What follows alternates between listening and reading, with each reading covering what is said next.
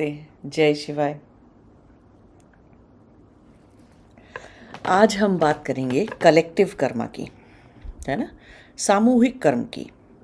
तो पहले एक छोटी घटना उठाएंगे, फिर बड़े बड़े तक जाएंगे। ठीक है, छोटी घटना जैसे कि सामूहिक कर्म होता है कि छोटी छोटी घटनाएं कि एक पूरे परिवार ने मिलके, ठीक है, सास ससुर और उसमें क्या बोलते हैं, और जो भी कोई बुआ दादी नानी चाची रहेंगी, वो ऐसे एक पूरे परिवार ने और लड़के ने सबने मिलके एक बहू को जला दिया। बहुत सारी खबरें आती हैं ना, या मार दिया, जला दिया या मार दिया या कुछ भी कर दिया उसके साथ। तो ये सामूहिक कर्म हो गया। पूरे परिवार को भुगतना पड़ेगा, एक नहीं कई पीढ़ियों तक भुगतना पड़ेगा। शक्ति के साथ किया गया गलत कर्म था ना ये।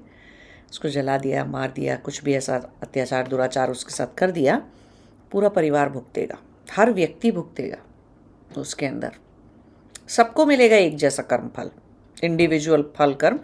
जब अगर उनमें से कोई एक आदमी किसी एक आदमी को मारता, तब जो कर्म फल मिलता उसे, वही सारा कर्म फल एक एक जने को वही मिलेगा अब, है ना। जो भी उन्होंने अपने ईर्ष्या द्वेष लालच की वजह से ऐसा किया है, सबको मिलेगा।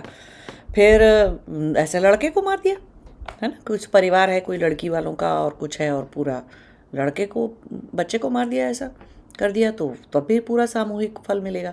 अब मॉब लिंचिंग होती है ना, मॉब बाहर भीड़ इकट्ठी हो जाती है, भीड़ क्राइम करने पे उतर आती है, भीड़ भीड़ अपना कोई न्याय करने पे तुल जाती है ना।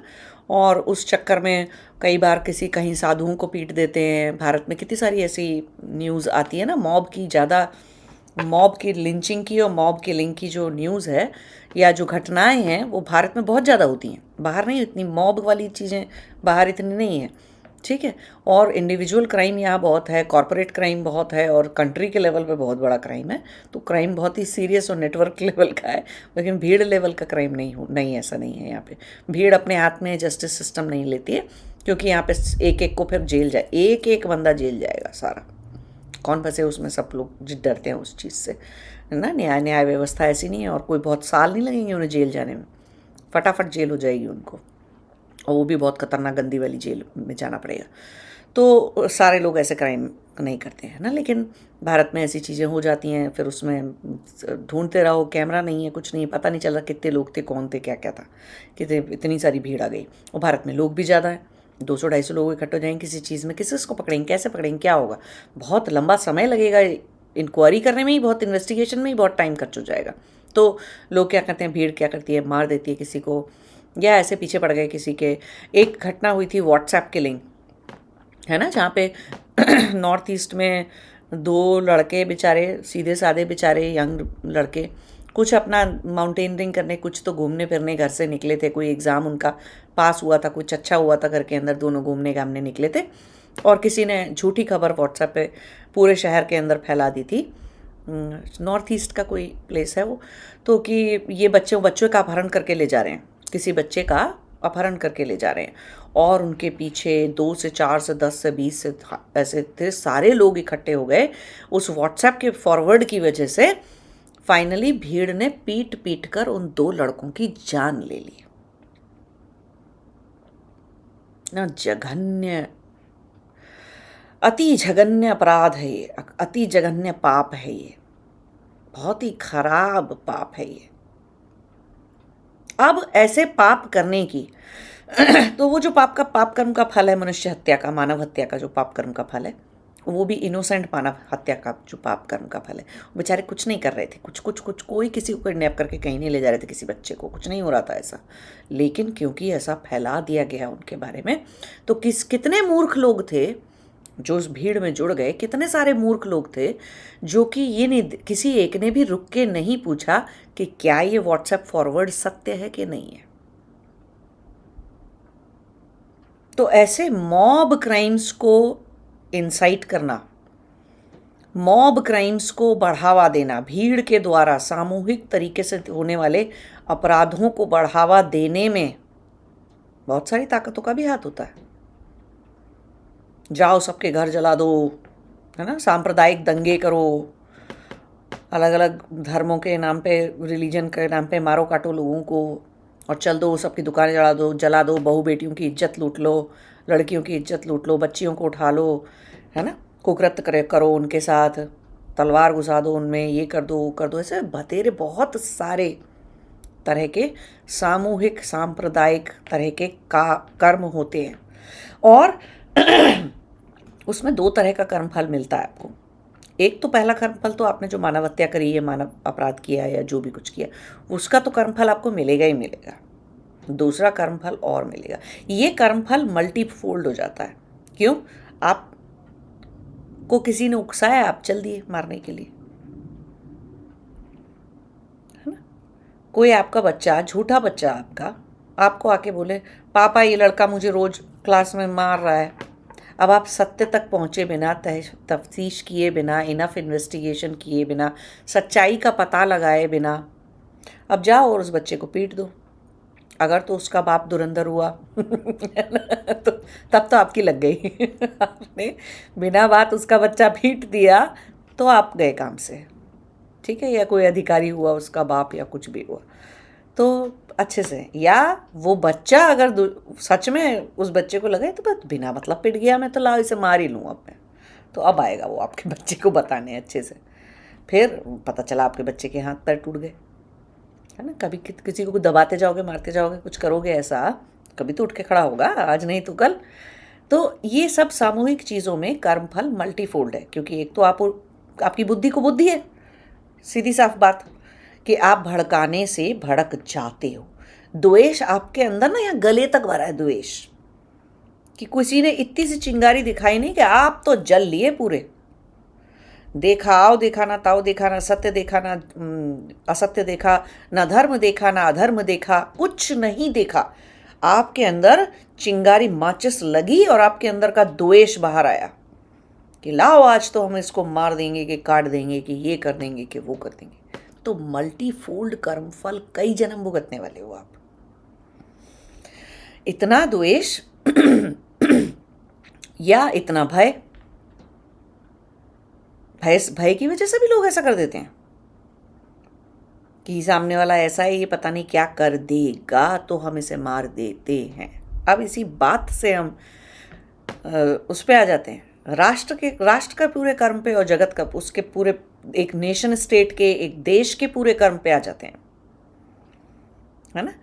ईरान न्यूक्लियर बम बना लेगा तो वो हमें फोड़ देगा, तो आज हम इसे मार देते हैं, या हम इतना युद्ध करते हैं इसके साथ कि इसको डिवाइड करके ईरान को 5-6 कंट्री बना दिए जाए, है ना। वो अमेरिका का एजेंडा है। या अफगानिस्तान में से रशिया घुस आएगा तो ऐसा कर लेगा, तो अपना बेस बना लेगा तो हम जाके वहाँ पे 20-22 साल अफगानियों की जो है माँ बहन सब चीज़ों के साथ लूटपाट, रिसोर्स लूटना, ये करना वो करना सब कर लेते हैं। वियतनामीज ऐसा कर देंगे तो हम वियतनाम में जाके गुंडागर्दी करेंगे और 20 साल 25 साल का वहाँ पर भी वॉर लड़ते रहेंगे, उनको मारते कूटते रहेंगे और उनको मार मार के हम खच्चर कर देंगे। इराक पर भी हम ऐसे, कोई भी आदमी आवाज़ उठाएगा, हमको तेल वेल देगा नहीं सस्ते में, उसको भी हम मार कूट देंगे। ये भय प्रेरित, लालच प्रेरित कर्म है ये सारे, है ना। अब आप कहोगे कि तो अमेरिका ऐसा का, तो अमेरिका कोई सिर्फ एक ज्योग्राफी थोड़ी है, कोई ज्योग्राफी थोड़ी दूसरी ज्योग्राफी से लड़ने जाती है। कौन लड़ने जाता है? उस ज्योग्राफी में जो रहता है। तो क्या रहने वाले लोग अपनी सरकार के खिलाफ, अपनी किसी चीज़ के तंत्र के खिलाफ आवाज़ नहीं उठा पा रहे हैं? तो दो ही सूरतों में लोग आवाज़ नहीं उठाते। पहली बात, सरकार के खिलाफ आवाज़ वो लोग नहीं उठाते जो कि जिनको कोई फ़ायदा मिल रहा होता है ना। वो कहते चलो लड़ के बाहर के देशों को मार रहे हैं, उससे क्या फ़र्क पड़ता है, हमारी तो इकोनॉमी अच्छी हो रही है, हमको तो और ऑर्डर्स मिलेंगे मिसाइल और बम बनाने के और यही सब करने के। कलेक्टिव कर्मा खराब। किस हत्या का धन खाया ना, निर्दोषों की हत्या का धन खा लिया आपने।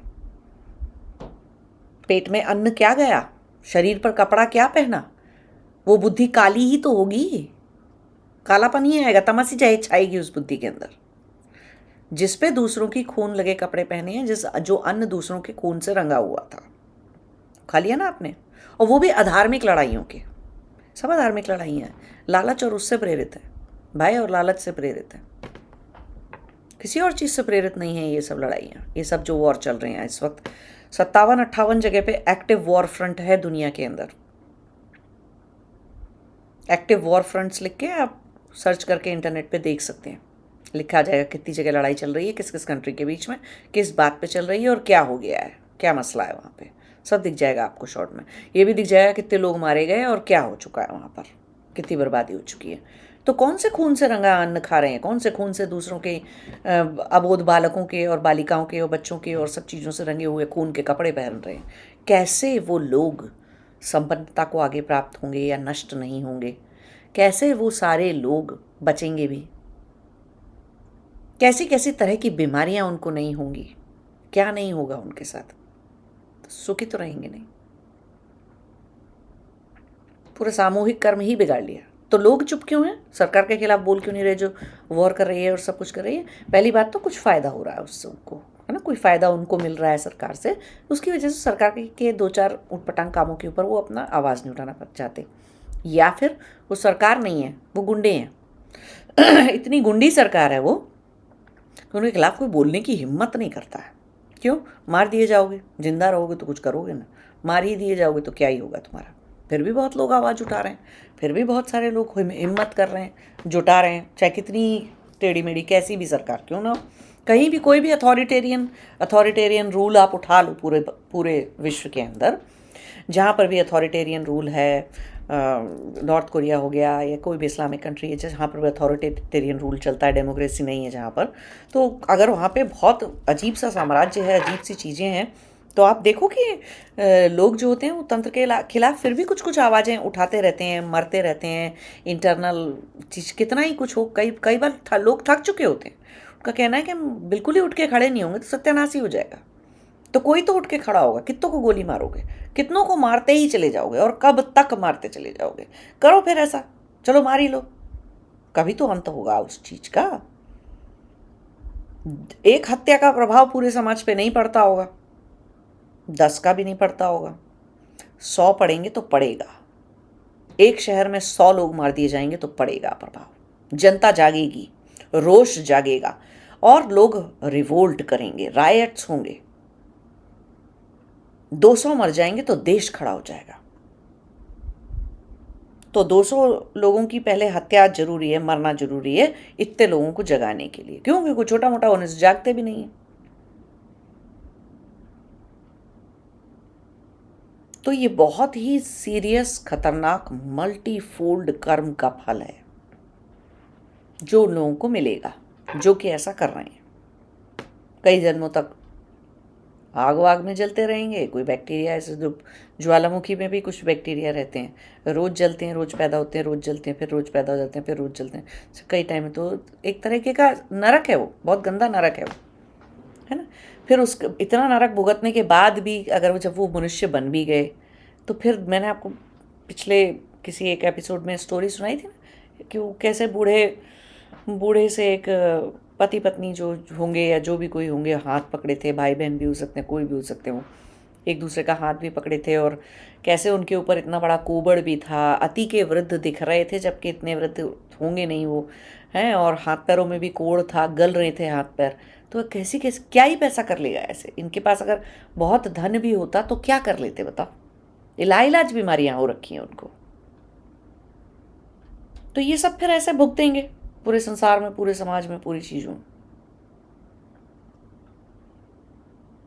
कुछ हैं जो आपस में एक दूसरे को भी मार मार के खत्म कर लेंगे, को बुद्धि इतनी है, आपस में ही एक दूसरे को मारे जा रहे हैं, बाहर से तो कोई बाद में मारने आएगा उनको।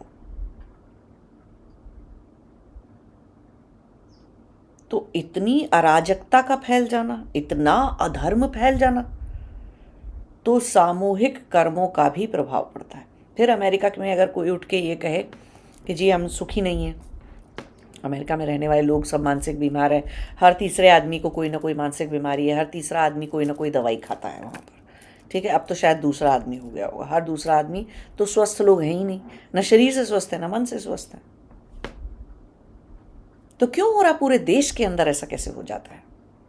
पूरा देश ही ऐसा कैसे हो जाता है जहाँ पे कि दुखी और शरीर से दुखी और मन से दुखी और अस्वस्थ लोग और सारे तरह की अजीब अजीब बीमारियां और चीज़ें, पूरे देश में कैसे फैल जाती हैं?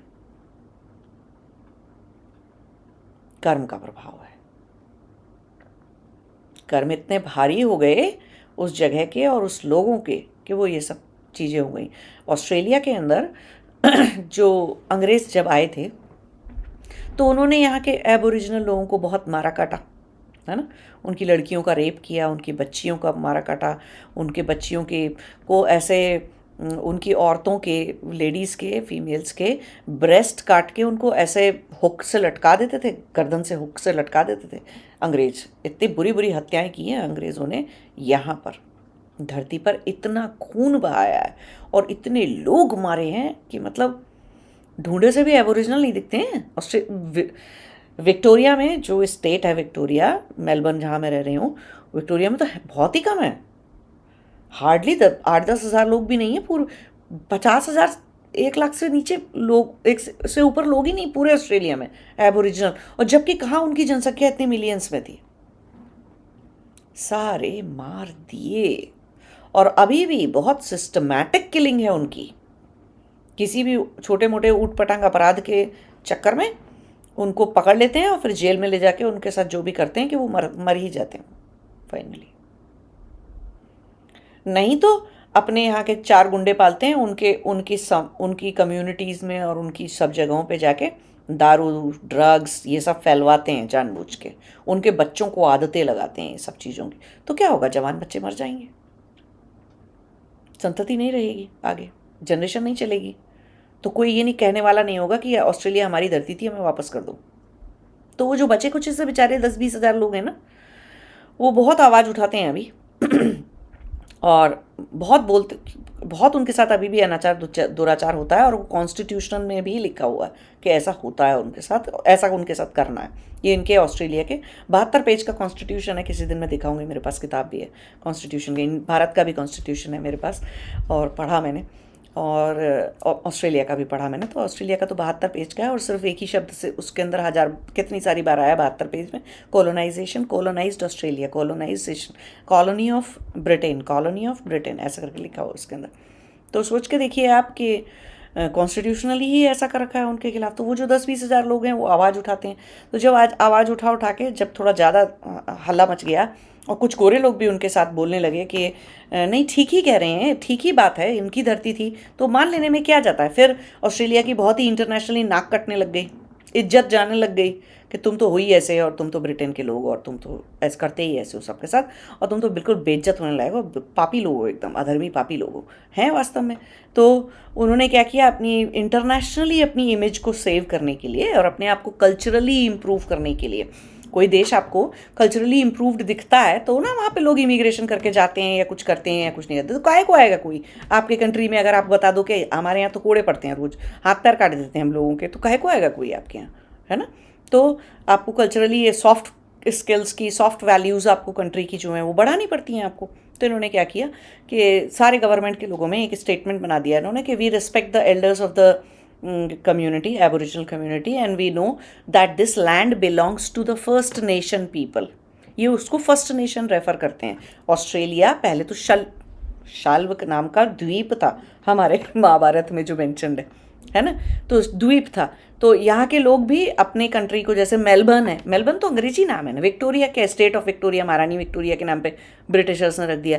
NSW south Wales. ऑस्ट्रेलिया में एक एक जगह, सड़क, शहर, सब चीज़ का नाम कहाँ से आ रहा है, कहाँ पर है वो सब जगहें ओरिजिनली? ब्रिटेन में, है ना। तो उन्होंने अपनी ही सड़कों के नाम पे यहाँ पे सड़कों के नाम रख दिए, अपनी ही महाराजा महारानी और वो जो भी कुछ कातिल लोग थे उन सब के नाम पे यहाँ की सड़कों के नाम, बिल्डिंगों के नाम, शहरों के नाम, स्टेट के नाम। तो मेलबर्न थोड़ी ना कोई इसका नाम, जो इनके फर्स्ट नेशन के पीपल हैं और एबोरिजिनल पीपल हैं, उसका नाम रखते हैं ये लोग मारम कंट्री, मारम देश बोलते थे इसे। मेलबर्न का नाम मारम देश है, नारम देश, ठीक है। तो अब जब हल्ला मचाया और एबोरिजिनल के प्रति उन्होंने वो एक प्रतिज्ञा सी बोलनी शुरू कर दी, प्लेज बोलनी शुरू कर दी हर ऑफिस की मीटिंग में, इसमें उसमें, प्रैक्टिस में दिखाई दे चाहे ना दे, अभी भी उतनी हेट्रेड, उतना ही रेसिज्म और उतनी ही चीज़ उनके अगेंस्ट होती है। लेकिन एक वो अडॉप्ट कर लिया एक फेस वैल्यू दिखाने के लिए कि हाँ नहीं हम तो मानते हैं कि ये कंट्री इनका था पहले। अरे था तो ज़मीनें दे दो ना उनकी, था तो रिसोर्सेज वापस कर दो ना उनके, था तो उनको घर दे दो ना, था तो वो जंगल में रहते हैं तो रहने दो ना, था तो उनके बच्चे मत उठाओ, उनके बच्चे किडनैप कर करके अपने कॉन्वेंट स्कूल में, जय जीजस के स्कूलों में मत पढ़ाओ। नहीं, वो सब तो करेंगे, लेकिन एक ऐसे सेंटेंस बोलेंगे कि हम मानते हैं ये कंट्री तुम्हारा है बट हम तुम्हें देंगे कुछ नहीं, है ना। तो ये ऐसे करनी अलग और वचन अलग और कर्म अलग, तो ये ऐसे जब अलग अलग धूर्त लोग हैं ना, ऐसे धूर्त कर्म कर रहे हैं, तो क्या है, इन्होंने मान लिया, वो चीज़ बोलते रहते हैं उस चीज़ को, लेकिन देते कुछ नहीं है। लेकिन फिर भी वो लोग तो पंचतत्व के पूजक थे, जो एबोरिजिनल लोग हैं वो पंचतत्व के पूजक हैं। तो वो क्या करते हैं, अभी वो गवर्नमेंट कोई भी नया ऑफिस बनाती है ना, तो जब इनके पास ऐसा हुआ पीछे, सोचो पहला शिप यहाँ पर और पहला अटैक यहाँ पर 1600 उसमें हुआ था, 1600 सेंचुरी में हुआ था। तो अब अब पिछले 100 सालों में इन एबोरिजिनल लोगों के एल्डर्स के पास, एल्डर कहते हैं जो उनकी कम्युनिटी में वृद्ध लोग हैं उनके पास, और जो चीफ होते हैं उनके कम्युनिटी के, वो उनके पास बहुत सारे गोरे लोग जाते थे कि हमको ये मानसिक बीमारी है, हमारे बच्चे को ये मानसिक बीमारी है, क्या तुम्हारे पास कोई दवाई है।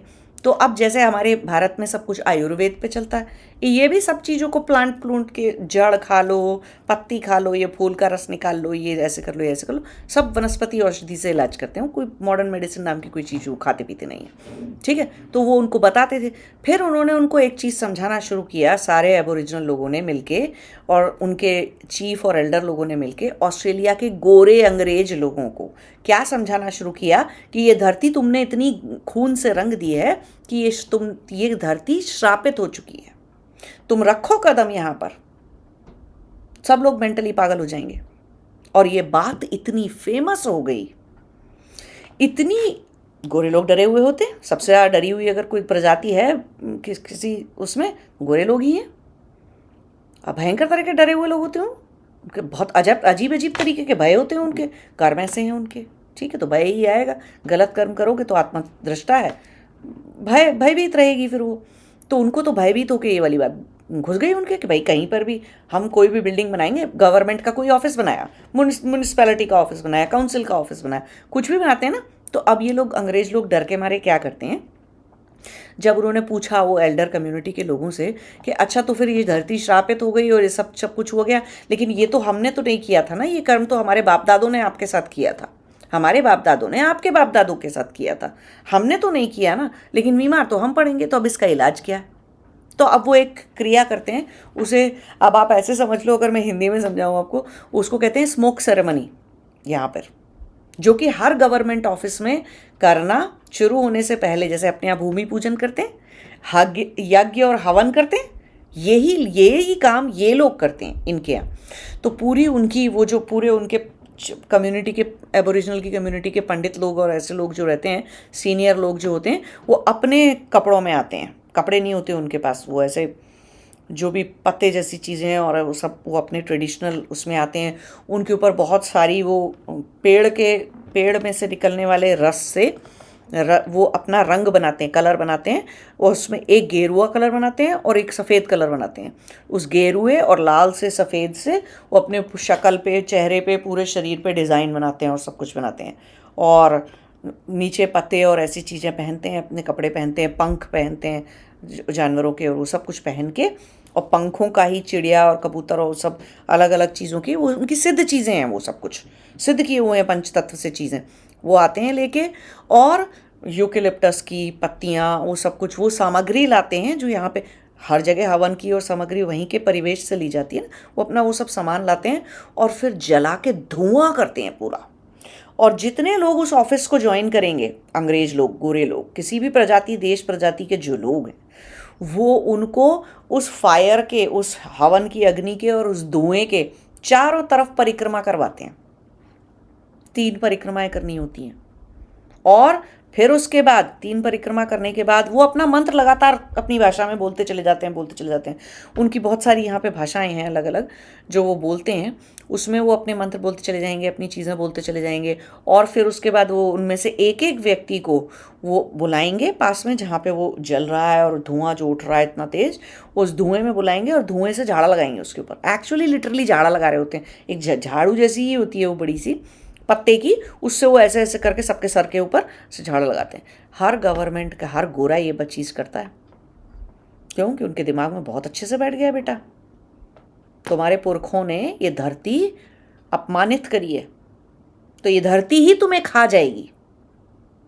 इतनी जो आत्माएं कल्पा कल्पा के तुमने मारी हैं, जिनकी आत्माएं यहाँ पे घूमती हैं, खा जाएंगी, तुमको पागल कर देंगी। एक्चुअल में सच बात है ये, इसमें कोई वो नहीं है। ये ऐसा नहीं कि उनकी कोई आदिवासी रूढ़ीवादी कोई अंडरस्टैंडिंग है उनकी, उनमें से वो एबोरिजिनल वही लोग हैं जो ट्रेडिशन फॉलो करते वक्त तो ऐसे दिखते हैं। किसी दिन किसी ऑफिस में मिल गए आपको, जज भी हैं, वकील भी हैं, जो भी डॉक्टर भी हैं, पढ़े लिखे भी हैं, सब कुछ हर तरह के लोग हैं वो।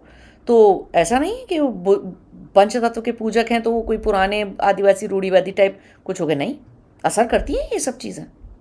तो जब वो ऐसा करने लगे और ये सब कुछ बचाने लगे, इस तरीके से करने लगी ये क्रियाएं, ये यज्ञ हवन और धुआं देना और धुएं में सबको घुमाना, धुएं में से निकालना सबको और झाड़ा लगाना, ये सारी चीज़ें जब उन्होंने की तो लोग कम बीमार पड़ते थे, मानसिक रूप से कम विक्षिप्त होते थे ये गोरे लोग। ये चीज़ प्रूवन हो गई उन लोगों को कि हाँ, ऐसा करने से बहुत सारी मानसिक बीमारियों से हम बच जाते हैं, क्योंकि हमारे पुरखों ने ये चीज़ें करी हैं इनके साथ। और कुछ गोरे बहुत अच्छे हैं उनमें से, जिनको बहुत दुख है इस बात का कि हमारे बाप दादा भी ना पागल हो चुके थे, बिल्कुल हिंसक थे, जानवर थे एक्चुअली। बहुत सारे गोरे खड़े होकर बोलते हैं ये वाली बात कि जानवर थे वो, जिन्होंने दूसरे मनुष्य के साथ जस्ट बिकॉज कि वो काला है और अफ्रीकन सा दिखता है कि इंडियन सा दिखता है, ऐसा दिखता है, और जस्ट बिकॉज कि उनको धरती छीननी थी और गोल्ड चाहिए था और क्या चाहिए था, ये कृत्य किया। क्रिमिनल थे सारे, मानते हैं वो, ये बहुत सारे गोरे ये वाली बात को शर्मिंदा होते हैं उस चीज़ के ऊपर कि हमारे पुरखों ने ये कर्म किया था आपके इसके साथ। लेकिन हम वो पीढ़ी हैं, कुछ लोग हैं, मतलब बहुत सारी बड़ी उस पर, कुछ लोग भय से उनको मान लेते हैं और उनको उनकी चीज़ों को समझ लेते हैं और उनकी पूजा क्रिया में भाग ले लेते हैं। कुछ लोग भय से ले लेते हैं, कुछ लोग समझदारी से लेते हैं कि नहीं, धरती शापित है, धरती को लाल किया तुमने खून से पूरा। मैं तो बहुत सारे जंगलों में जाती हूँ, यहाँ पे घूमती हूँ और बहुत घूमती फिरती हूँ, मुझे भी बहुत डिस्टर्बिंग एनर्जी लगती है। कुछ जगहों पे जाके, कुछ चीज़ों पे जाके तो सो ही नहीं पाती। लगातार मुझे वो पेड़ से लटके लोग दिखते रहेंगे, सब तरह के लोग दिखते रहेंगे, आसपास आत्माएं आ जाएंगी। तो मैं जो कर सकती हूँ अपने तरीके से, जो मुझे आता है, जो अपनी विधियों से अपने तरीके से, कि भाई तुम आत्माओं को चले जाओ, तुम ना तर जाओ, छोड़ दो ये धरती का प्लेन जो है, ये छोड़ दो। बहुत दुख है तुमको, चीखें सुनाई देती हैं, कितनी सारी जगह हैं जहाँ पे चीखें सुनाई देती हैं। तो बहुत डिस्टर्बिंग जगह है। सेम हालत अमेरिका की है, सेम हालत साउथ अफ्रीका की है, सेम हालत ब्राज़ील की है, सेम हालत कनाडा की है। 54 देशों के साथ अंग्रेज़ों ने वो किया है, जिसका 1% वो भारतीयों के साथ कर पाए। बाहर स्टोरी और भी भयानक है अंग्रेज़ों की। क्या है ये सब कलेक्टिव कर्मा? भुगतते हैं ना, फिर भयंकर भुगतते हैं, तरह तरह से भुगतते हैं। जितना भुगतते हुए लोग तो मैंने भारत में नहीं देखे, भारतीय नहीं भुगतते उतना, उस तरह के भुगतान भारतीय नहीं करते जिस तरह के भुगतान ये लोग करते हैं। और आते हैं मेरे पास बहुत सारे ऐसे लोग, ऐसे ऐसे भुगतान सुनाते हैं कि मुझे लगता है परमात्मा ही ना लेके इनका क्या करूँ। जो विधि, जो चीज़ें बता सकते हैं बताते हैं, बट सनातन की हैं सारी चीज़ें, बताते हैं हम उनको करने के लिए। तो अंत में लौट के सब सनातन पे आएंगे, है ना। सब हिंदू हैं, पैदा होते ही सब हिंदू हैं उसके बाद वो कौन सा मजहब ले लेते हैं, क्या दुष्टता करने चल देते हैं, वो वृत्तियाँ हैं उनकी, है ना। तो सबको यही बताना पड़ता है, पंचतत्व से जुड़ना वापस सिखाना पड़ता है, पंचतत्व के पूजक होना वापस से सिखाना पड़ता है। तो कलेक्टिव कर्मा रोकने के लिए तो आपको ध्यान रखना है अपने जीवन में, किसी ऐसे खराब कलेक्टिव कर्मा के भागीदार मत बनो कि मॉब लिंचिंग करने चले गए, कि मॉब में भड़क गए, कि और इस क्राइम को, किसी को मारना, किसी की इमेज को ख़राब करना, मारना, वो ऑनलाइन भी होता है, ऑनलाइन डिफेमेशन होता है। अब तो हर चीज़ कानून बनानी पड़ रही है, भारत में भी बाहर भी कानून है कि ऐसा आप कर ही नहीं सकते, इसको ट्रोल करके और कुछ कर ही नहीं सकते। यहाँ पे नहीं करते लोग, तो किसी को ट्रोल वोल कुछ इतना ऐसा कुछ नहीं होता इतना यहाँ पे। डिफेम नहीं कर सकते क्योंकि भैया कोर्ट केस हो गया तो मिलियनों चले जाएंगे, घर बार बिक जाएगा तुम्हारा, घर के भांडे बर्तन सब बिक जाएंगे यहाँ पे किसी ने ऐसा किया तो।